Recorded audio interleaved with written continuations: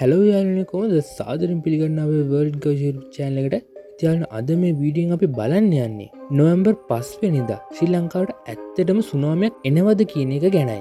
අපි හැමෝම මේ දවස්වල සමාජ මාධ්‍යයේ දක්න ඉතාම බය හිතෙන මාතෘකාවක් තමයි නොවැම්බර් 5 වෙනිදා ලංකාවට සුනාමියක් එනවා කියන එක. 2004 දෙසැම්බර් 26 වෙනිදා ශ්‍රී ලංකාවට මුහුණ දෙන්න සිදු වුණු ඛේදවාචකය අපිට තවමත් අමතක නැහැ. එහෙමනම් ඇත්තටම නොවැම්බර් 5 වෙනිදා ලංකාවට සුනාමියක් එන්න නියමිතද? නැත්නම් මේ කටකතාව පිටුපස ඇති සැබෑ හේතුව මොකක්ද? අපි අද මේ වීඩියෝගෙන් ඒ ගැන හොයලා බලමු. ඉතින් යාළුවනේ channel එක subscribe කරලා නැත්නම් දැම්ම සබස්ක්‍රයිබ් කරලා අපිත් එක්ක එකතු වෙන්න කියන ගම වැඩි කතා නැතුව අපි යමු අද වීඩියෝ එක බලන්න.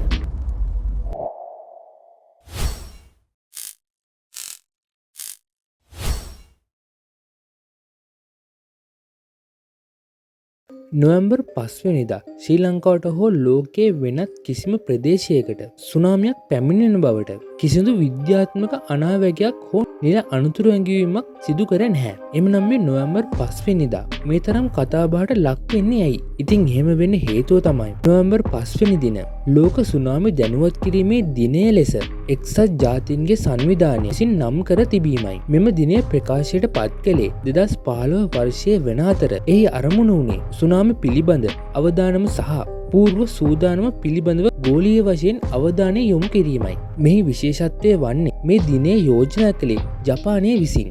ජපානයට නිතරම සුනාමි තත්ත්වවලට මුහුණ දෙන්න සිදු වූ නිසා ඔවුන්ට මේ පිළිබඳව පුළුල් දැනුමක් තියෙනවා. ඔවුන් නොවැම්බර් 5 වෙනිදාම තෝරගෙන තියෙන්නේ 1854 දී සුනාමියකින් ගමක් බේරගත් ජපන් ගොවියෙකුගේ කතාව සිහිපත් කිරීමටයි. ඒ කියන්නේ මේ දවස වෙන් කරලා තියෙන්නේ විපතක් සිහිපත් කරන්න නෙවෙයි. විපතකින් බේරෙන්න සූදානම් වෙන්නේ කොහොමද කියලා උගන්වන්නයි.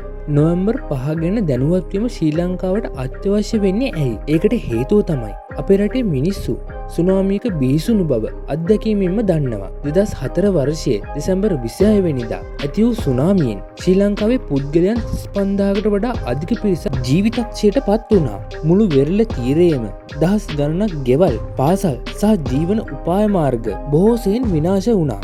ඉතින් මේ ඛේදවාචකයට ප්‍රධානම අභියෝගය වුණේ මේ සුනාමිය පිළිබඳව දැනුවත්භාවයේ ඌනතාවයයි. බොහෝ දෙනෙක් සුනාමියක පෙර නිමිති හඳුනාගත්තේ නැහැ.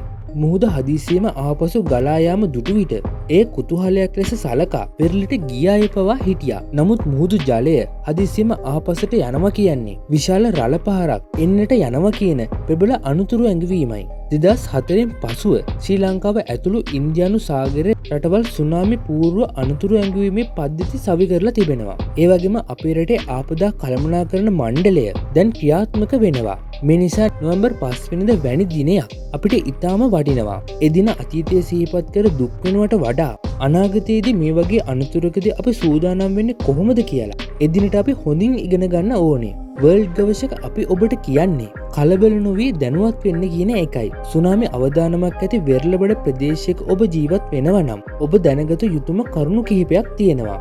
අංක 1 සුනාමි අනතුරු ඇඟවීම. භූමිකම්පාවක් දැනුනොත් හෝ මුහුදු ජලය හදිස්සියෙම අසාමාන්‍ය ලෙස ඉවතට යනවා නම් ඒ ෂෙනිකින් ඔබ කරන්න ඕනේ උස් බිමක් කරා යාමයි. අංක 2 නිල දැනුම් දීම් වලට සවන් දෙන්න. රජයේ නිල ආයතන විශේෂයෙන් ආපදා කළමනාකරණ මණ්ඩලය හෝ වෙනත් බලධාරීන් නිකුත් කරන නිල අනතුරු ඇඟවීම් පමණක් විශ්වාස කරන්න. සමාජ මාධ්‍යයේ පැතිරෙන කටකතා විශ්වාස කරන්න එපා. අංක 3 ඉවත්වීමේ මාර්ග හඳුනා ගන්න.